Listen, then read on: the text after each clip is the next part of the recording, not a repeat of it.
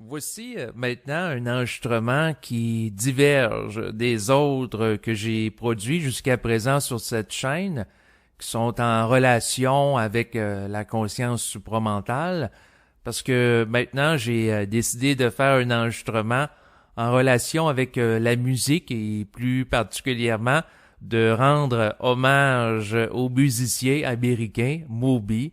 Donc, j'apprécie la musique depuis plusieurs années. Donc, c'est un musicien que j'aime écouter et réécouter les œuvres. Et dans les prochaines minutes, je vais vous parler un petit peu de lui. Je vais aborder aussi les chansons que je préfère qu'il a produites. Et également apporter un commentaire qui m'inspire par la suite. Alors, tout d'abord, ce que je peux mentionner concernant Moby, c'est que c'est un auteur, compositeur, interprète. C'est un multi-instrumentiste, c'est-à-dire qu'il joue de plusieurs instruments.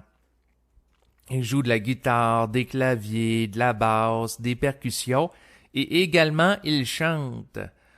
Donc, c'est un artiste qui a plusieurs cordes à son arc. Et aussi, faut dire que c'est un musicien qui touche à plusieurs styles, autant la musique techno, blues, rock, gospel. Donc, c'est très varié. Donc, c'est très varié le type d'œuvre musicale qu'il a produite au fil du temps. Il a un peu plus de 20 ans de carrière, plusieurs albums à son actif, une très belle sensibilité et en plus, c'est un musicien qui est engagé par rapport à certaines œuvres à caractère humanitaire. Par rapport à ce musicien, j'ai décidé de faire un petit palmarès par rapport aux 5 chansons que je préfère qu'il a réalisées au fil du temps. Alors, je vais vous présenter ces chansons, bien entendu, pour des raisons de droit d'auteur. Je n'ai pas mis des extraits de ces chansons dans le cadre de cette vidéo sur YouTube. Par contre, il va être possible de retrouver en bas de cet enregistrement les liens YouTube qui vont vous permettre de les écouter et de les entendre. Alors tout d'abord, parmi ces chansons, il y a celle qui s'intitule Inside que j'apprécie en particulier.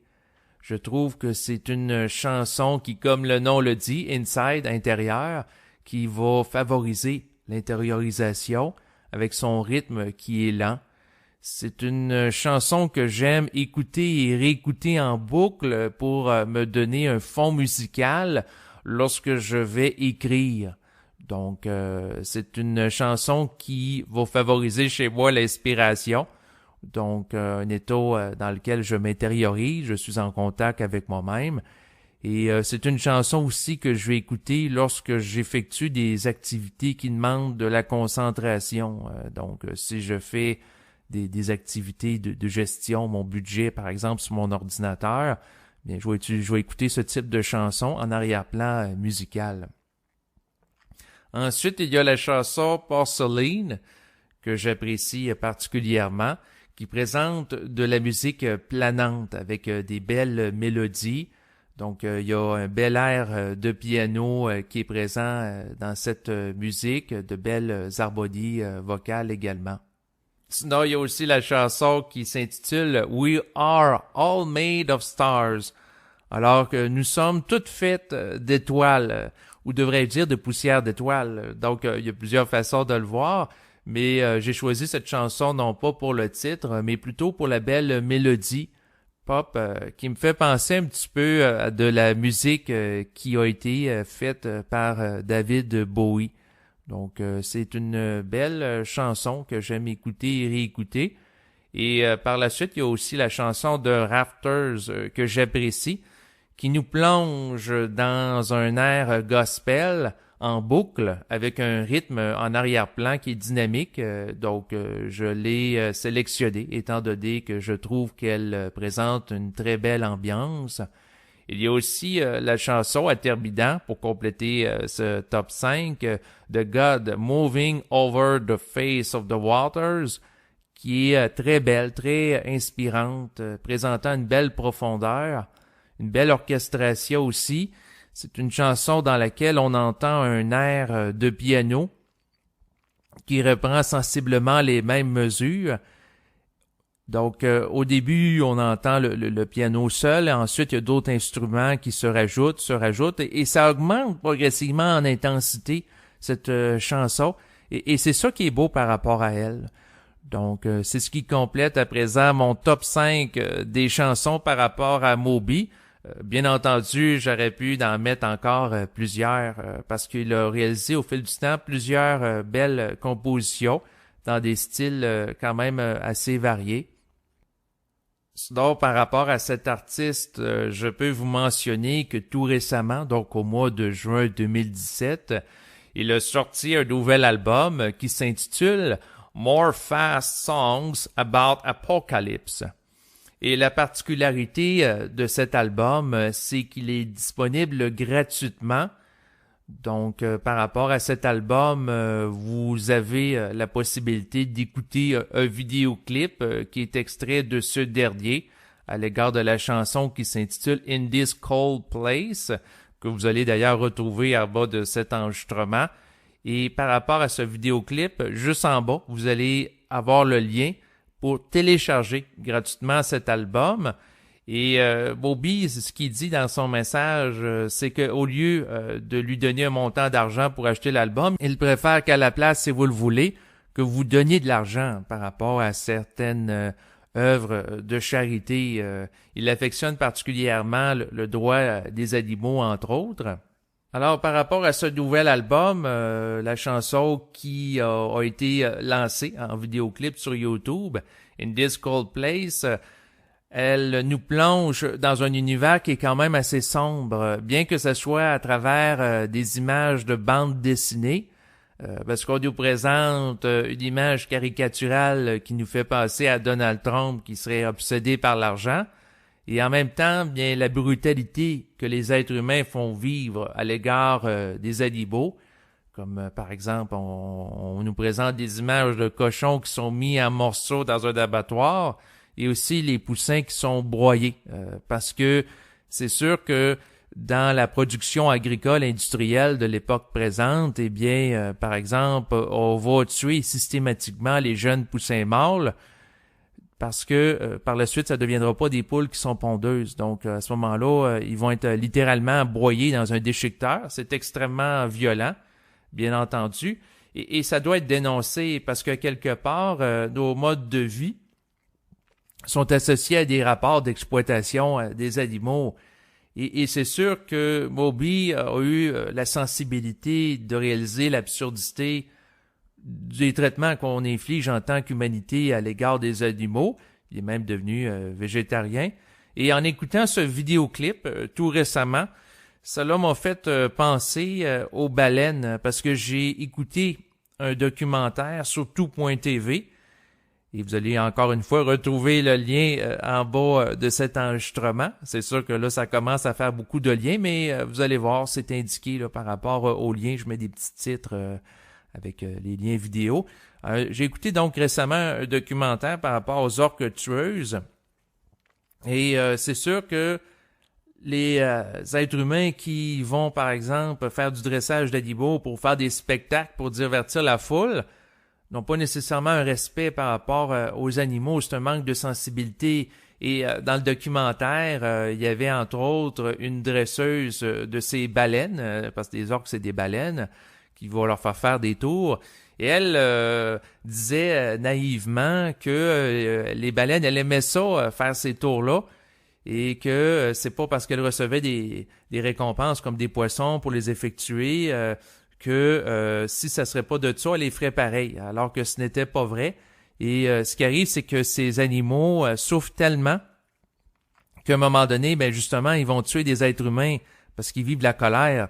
Imaginez la baleine qui se fait enlever son petit bébé de force par des êtres humains pour ensuite aller vendre ça à un autre zoo. C'est un manque de sensibilité de séparer d'une mère de son bébé. Ça crée de la frustration. Ou de garder l'animal à tourner en rond dans un petit espace, un petit bassin d'eau. Donc, c'est sûr que c'est un manque de jugement quelque part de prendre une baleine et le mettre dans un petit espace clos, un petit bassin, alors que l'animal à l'origine est fait pour se promener librement dans l'océan.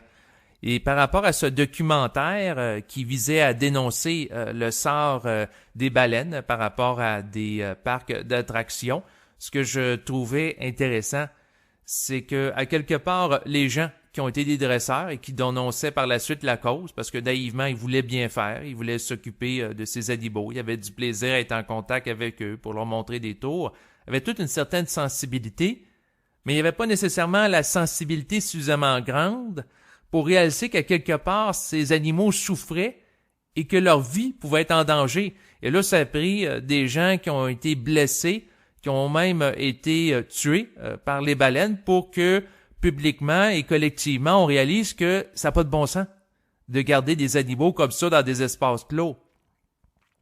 Et ça, ce documentaire-là, je le vois un petit peu dans la lignée des démarches que fait Moby pour dénoncer l'exploitation des animaux parce que, en fait, le propos que m'inspire Moby qui va dénoncer l'exploitation, entre autres, des animaux, est en relation avec le fait que l'être humain manque de sensibilité à l'égard de son environnement parce que il est pas assez conscient. Et à ce moment-là, il va faire des actions qui vont être néfastes pour des animaux, il va les faire souffrir, entre autres, mais il s'en rend pas compte de ça parce qu'il n'est pas sensible à la souffrance des animaux, donc il manque d'ouverture à l'égard du ressenti qu'il peut avoir à l'égard des animaux parce que il vit soit trop dans la tête, soit trop dans les croyances et coupé de son environnement. Je vais rentrer à présent dans des considérations plus occultes. Donc, à ce moment-là, je vous demanderai de ne pas croire ce que je dis, mais plutôt de vérifier avec votre sensibilité si c'est réel. De mon point de vue, les gens qui vont se conscientiser au fil des prochains siècles vont développer une sensibilité qui va être beaucoup plus grande à l'égard des animaux. Et c'est sûr que c'est une aberration que l'être humain mange des cadavres d'animaux pour s'alimenter ou également des cadavres de végétaux parce que la condition de l'être humain est totalement anormale, est totalement malsaine présentement, est totalement évolutive. Et ça, un jour, ça devrait être modifié parce que éventuellement l'être humain, lorsqu'il va évoluer, lorsqu'il va intégrer l'énergie de l'esprit, va être capable de s'auto-alimenter sur le plan énergétique. Donc, autrement dit, il n'y aura plus besoin d'exploiter les animaux pour se nourrir. Donc, autrement dit, il n'aura plus de rapport de domination à l'égard des autres règnes de vie. Il va être capable de vivre en équilibre avec son environnement, étant donné qu'il aura la sensibilité pour percevoir son environnement, et il aura aussi la capacité de s'alimenter de sa propre énergie, parce que, de mon point de vue, c'est totalement anormal et c'est totalement violent de réaliser que lors d'une vie humaine, quelqu'un qui va vivre jusqu'à 80 ou 90 ans, eh bien, va avoir consommé des milliers et des milliers d'animaux. Donc, il va participer à la mort de plusieurs animaux.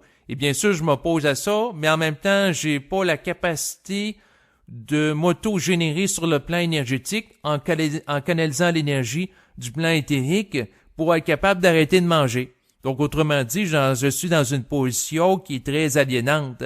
Parce que quelque part, je réalise que c'est pas intelligent d'exploiter le règne animal, mais en même temps, je réalise que je ne suis pas capable de m'arrêter de manger présentement. Donc, je réalise qu'à quelque part, c'est un non-sens, le fait d'élever les animaux en production industrielle. Et éventuellement, les choses vont changer à mesure que les gens vont augmenter en sensibilité. D'ailleurs, le Québec est un des endroits dans le monde qui reconnaît les animaux comme étant des êtres dotés de sensibilité. Et ça, c'est tout récemment au niveau légal. Et des initiatives comme ça, en plus du Québec où je suis, il y a d'autres endroits dans le monde qui vont emboîter le pas. Et éventuellement, les animaux seront davantage respectés.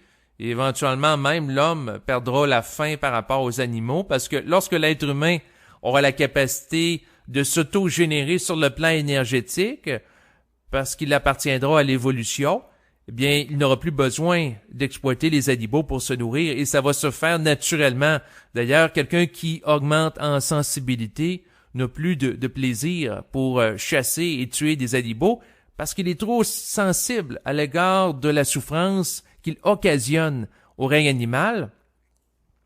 Et ça se fait naturellement. Et ça va changer au fil du temps. Et ça, c'est intéressant. Et pour en revenir à Moby, bien c'est sûr que là, je vous partage ce qui m'inspire. Bien, il y a quelques années, il m'avait touché parce qu'il avait conçu un album sur le concept suivant, c'est-à-dire que Everything is Wrong, et c'est le titre de cet album qui présente des chansons avec une couleur techno dans beaucoup de cas. Et l'idée est intéressante parce que en réalité, il nous proposait à travers le petit cahier qui se rapporte à l'album, donc le petit livret, des arguments pour nous dire qu'à quelque part, tout notre mode de vie est mauvais. Parce que quand on regarde ça, on va manger la chair de cadavres, donc des animaux. Ensuite, on va se vêtir avec des vêtements de coton qui ont nécessité des pesticides et qui nous exposent aussi à des produits chimiques qui peuvent être dans certains cas toxiques. Ensuite, par rapport à nos comportements, il y a beaucoup de choses à dire. On détruit la forêt. Donc, il y a plein d'éléments qui sont critiquables par rapport à notre mode de vie et je suis tout à fait d'accord avec lui. C'est-à-dire l'exploitation industrielle qu'on fait génère beaucoup de pollution inutile. On utilise des sacs de plastique et on crée des déchets qui sont difficilement recyclables dans certains cas. Il y a beaucoup de choses à critiquer. La désuétude planifiée de certains objets de production de masse, faisant en sorte que certains objets ne durent pas longtemps. Donc, il y a l'obsolescence programmée qui fait en sorte qu'après un certain temps, l'objet lâche au lieu de durer pendant plusieurs années. Et tout ça, ce mode de vie malsain fait partie du fait que nous vivons dans une civilisation humaine où la plupart des êtres humains sont inconscients, ce qui fait qu'ils génèrent de l'inconscience, et ça donne un mode de vie pour les individus en société qui est très inconscient et très lourd au niveau vibratoire et karmique. Donc, les vibrations sont basses et en lien avec ça, ben, il y a plein de choses qui n'ont pas de bon sens et ça devient difficile à corriger tout ça. Moi, c'est sûr que personnellement, je m'intéresse davantage au secteur de la psychologie. Donc, il y a des êtres humains qui peuvent réaliser, par exemple, que de faire preuve de violence physique, ça n'a pas de bon sens envers un autre être humain. On n'est pas encore au stade des animaux. Et là, l'être humain peut arrêter ce comportement, mais il peut continuer à faire de la violence psychologique et lui demander d'arrêter de faire de la violence physique, psychologique, verbale, ensuite de la violence financière qui cherche à dominer à travers son argent, par exemple son conjoint ou sa conjointe. Ça devient beaucoup pour un être humain comme changement, ce qui fait que ça devient lourd à changer. Parce que plus que des comportements malsains, plus que ça prend de l'énergie inversement proportionnelle pour les modifier, et plus qu'ils peuvent occasionner des résistances au changement. Donc, ce qui fait que ça devient long. Et pour une personne d'arrêter d'être violent sur le plan physique, donc une personne d'arrêter de battre ses enfants, si elle réussit ça dans sa vie, c'est beaucoup. Par contre, ça se peut qu'elle continue de leur manquer de respect sur le plan verbal en ayant à leur égard des insultes. Donc, puis en faisant preuve de violence psychologique, c'est-à-dire en essayant de les manipuler par l'intimidation, par des sentiments de culpabilité, de peur, de tristesse. Et ça, c'est plus subtil à voir. Fait que peut-être qu'elle va réaliser que les comportements violents qui sont directement observables sur le plan physique, elle peut réaliser que ça n'a pas de bon sens, mais elle va continuer les autres, c'est-à-dire être violent sur le plan verbal puis psychologique. Par contre, si la personne a un peu plus de sensibilité, est capable d'arrêter les comportements violents sur le plan physique, ensuite violents sur le plan verbal, arrêter de dire des insultes, et aussi, ce qui est plus subtil, psychologique. Donc, avoir un esprit de domination. Mais les gens qui sont capables d'arrêter tout ça sont extrêmement rares, parce que ça demande beaucoup de volonté, et la société, présentement, est en mutation. C'est sûr que, présentement, le contexte d'involution a fait en sorte qu'entre autres au Québec et en Occident, il y a eu beaucoup de comportements violents qui ont été commis à l'égard notamment des enfants. On n'a qu'à penser aux parents et aux éducateurs qui battaient les enfants il y a à peine quelques décennies. Là, aujourd'hui, c'est moins bien vu. Par contre, il y a encore des comportements de violence verbale, d'intimidation sur le plan psychologique.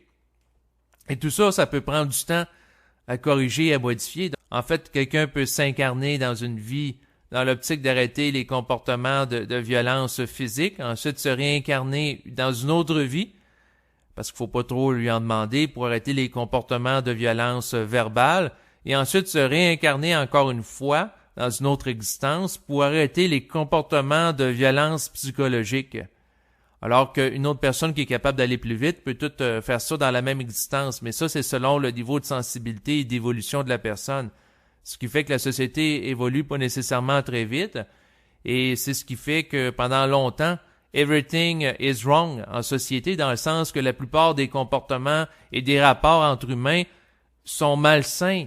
Je suis obligé de le dire, je suis un petit peu dans l'esprit du titre de l'album de Moby, dans le sens que de trouver des personnes avec lesquelles discuter, qui chercheront pas à nous dominer sur le plan physique, sur le plan verbal, en nous coupant constamment la parole, en nous insultant, et de manière subtile sur le plan psychologique, c'est extrêmement rare, ça court pas les rues. Ce qui fait qu'à quelque part, l'essentiel de nos modes de vie sont malsains. Et à ce moment-là, je suis extrêmement critique par rapport à la société. Et c'est ce sentiment de ras-le-bol par rapport à l'ensemble de nos modes de vie, de consommation, entre autres, et de surconsommation, qui va mener à l'extinction de certaines espèces animales, que je critique et qui m'amène à constater que oui, l'essentiel de toute la société et la civilisation présente, c'est mauvais. Que voulez-vous que je vous dise? C'est le constat que je fais. Bien entendu, comme alternative, je propose le changement sur une base individuelle par rapport à ces modes de vie. Donc, des choses qu'on peut arrêter. C'est sûr que dans mon cas, je m'intéresse beaucoup à l'aspect psychologique. Donc, c'est sur le champ de bataille sur lequel je vais, dans le sens de développer la capacité sur ma base personnelle d'interagir avec d'autres êtres humains en étant capable de faire preuve de respect et de ne pas chercher à les dominer. Essentiellement, c'est sûr qu'il y a d'autres choses aussi à accomplir, notamment par rapport aux animaux. C'est sûr que dans un premier temps, par rapport à l'animal de compagnie que j'ai un petit chat, c'est de le traiter avec respect, donc de pas chercher à le maltraiter avec des coups comme certaines personnes violentes vont faire. Donc, il y a des choses concrètes comme ça qu'on peut faire sur une base individuelle. Sinon, ce que je peux rajouter, c'est que par rapport à la consommation de viande, c'est sûr que dans mon cas, j'ai diminué au fil des ans la quantité de viande que je consomme sans pour autant l'arrêter et être végétarien là, comme Moby. Là. Par contre, de mon point de vue, de diminuer la consommation de viande alors que je viens d'un contexte, tout comme ma compagne qui vit avec moi, où nos familles nous ont éduqués en bas âge à manger essentiellement de la viande rouge, donc d'animaux, c'est un tour de force. Donc, ça nous montre qu'on est capable d'apporter des changements par rapport au conditionnement social dans lequel on s'inscrit. Néanmoins, pour être honnête avec vous, l'une des raisons qui m'a amené à diminuer la consommation de viande rouge, comme du bœuf, c'est que l'Organisme mondial de la santé a démontré que de consommer de la viande rouge en grande quantité peut augmenter la possibilité d'avoir le cancer au niveau des intestins. Et puis, mon père est décédé du cancer de l'intestin grêle. Donc, ça a été l'une des variables.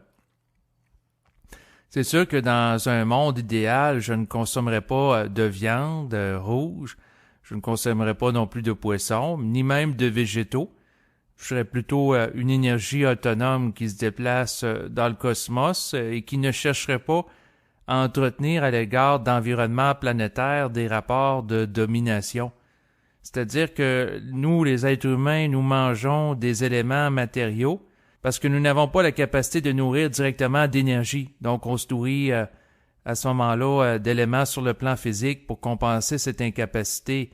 Mais si nous étions en mesure d'avoir un taux vibratoire plus élevé, d'intégrer davantage la présence de l'esprit qui a une capacité de renouvellement perpétuel, eh bien, à ce moment-là, nous n'aurions pas besoin de manger de la nourriture sur le plan matériel pour se redynamiser, étant donné que alors on serait automatiquement dynamisé par la vibration de l'esprit qui serait intégrée.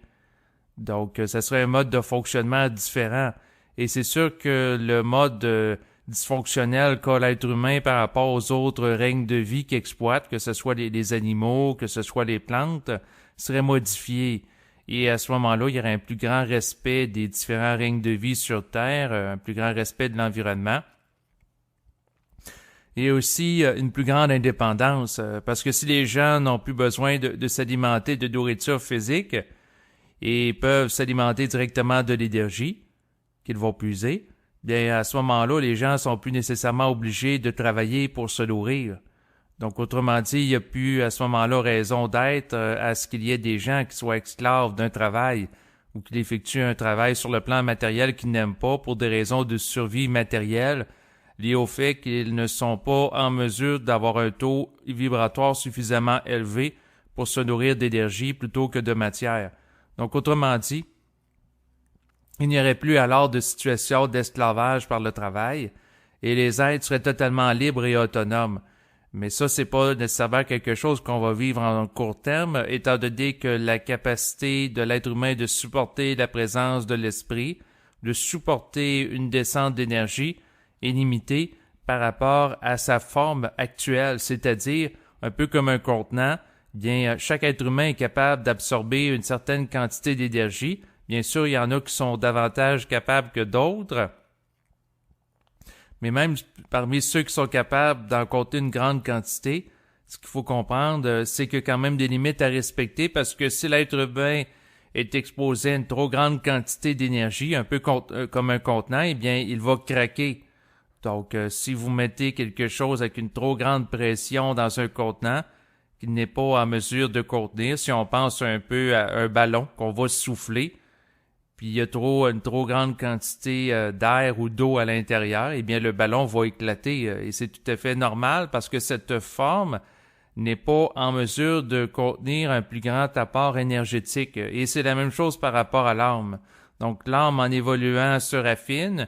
Elle devient plus stable, elle devient capable de compter une plus grande quantité d'énergie qui provient de l'esprit, qui va l'habiter, qui fait en sorte qu'elle n'est pas une coquille vide, qu'elle n'est pas un ballon qui est vide d'air ou d'eau, mais il faut comprendre que l'âme, dans sa capacité d'absorption, elle a certaines limites inhérentes à son niveau évolutif, ce qui fait en sorte que l'âme peut assimiler, absorber une certaine quantité d'énergie, mais il faut pas qu'il y en ait trop parce que sans ça, l'âme va être déstabilisée et va devenir dysfonctionnelle. D'ailleurs, il y a des gens qui sont en contact avec une trop grande quantité d'entités astrales et ces gens-là souffrent de problèmes de santé mentale, donc ils vivent des pertes de contact avec la réalité parce qu'ils sont confrontés à une trop grande quantité d'énergie qu'ils ne sont pas en mesure d'assimiler adéquatement, ce qui crée des problématiques et amène certaines personnes notamment à vivre des états de possession, c'est-à-dire qu'ils n'ont pas la capacité avec leur volonté de gérer adéquatement l'énergie,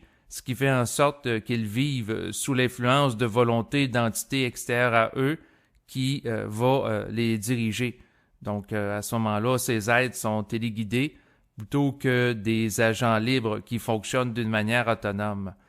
Mais là, c'est sûr que je m'écarte un petit peu de Bobby auquel je voulais faire un hommage, mais tout ça pour vous dire que le contexte présent planétaire où everything is wrong d'un certain point de vue, bien sûr, j'ai sans doute un de mes amis qui va entendre cela et me dire c'est un point de vue polarisé, je le conçois. Par contre, c'est intéressant de tenir compte de ce point de vue parce que ça nous amène à déconstruire le contexte planétaire. Parce que si l'âme n'aurait pas été séparée de l'esprit à l'origine et eu un taux vibratoire plus bas, eh bien l'âme n'aurait pas incarné un corps physique qui aurait dû s'alimenter de matière pour être capable de se renouveler. Donc, autrement dit, si l'âme qui aurait été fusionnée avec l'esprit et restée avec lui dès le départ aurait eu un taux vibratoire suffisamment élevé, eh bien, ça n'aurait pas donné place à des êtres humains qui seraient alimentés de nourriture pour compenser un déficit d'énergie qui est lié au fait que leur vibration n'est pas assez élevée et qu'ils ne sont pas capables de s'auto-alimenter de l'énergie du cosmos. Mais éventuellement, la situation va changer au fil du temps parce que les âmes vont s'élever en vibration et elles vont devenir capables de contenir et d'assumer une plus grande capacité de présence d'énergie de l'esprit, ce qui fait que tout leur fonctionnement lié notamment à la consommation et la surconsommation des ressources matérielles va être altérée, ce qui fait qu'un ordre plus grand va être présent sur Terre. Mais d'ici ce moment, en lien avec ce que Bobby mentionnait, à savoir, parce que lui, il est pour le respect des droits des animaux, et suite au documentaire que j'avais vu par rapport aux baleines et également aux phoques qui peuvent être utilisés pour faire des espèces de tours de cycle dans des parcs aquatiques, bien, c'est sûr que ce qui peut être fait, c'est tout simplement boycotter ces activités, c'est-à-dire de ne pas assister à des spectacles impliquant là, des baleines, des dauphins et ainsi de suite, pour ne pas encourager cette utilisation abusive des animaux qui les dénaturent et qui les gardent dans des environnements sous tension. Donc c'est sûr que sur le plan personnel, d'ailleurs, je n'étais pas amateur de ce type de spectacle, et d'avoir entendu les propos tenus dans les documentaires que j'ai écoutés, parce que c'est un documentaire en 2 parties sur tout.tv qui se rapporte notamment aux orques, donc un type de baleine. J'en suis venu à la conclusion que la chose la plus intelligente à faire, c'était de ne pas aller à ce type de spectacle.